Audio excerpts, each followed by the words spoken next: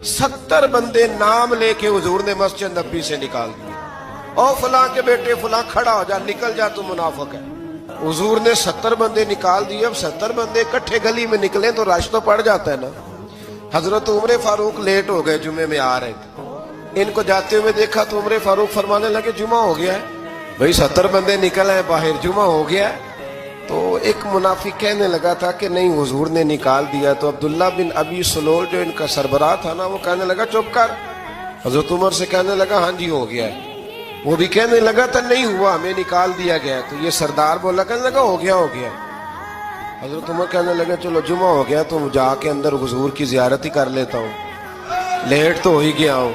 حضرت عمر اندر چلے گئے تو پیچھے سے وہ منافقین اپنے سردار سے کہنے لگے کہ 2 منٹ میں عمر کو پتہ چل جائے گا کہ تم نے جھوٹ بولا ہے.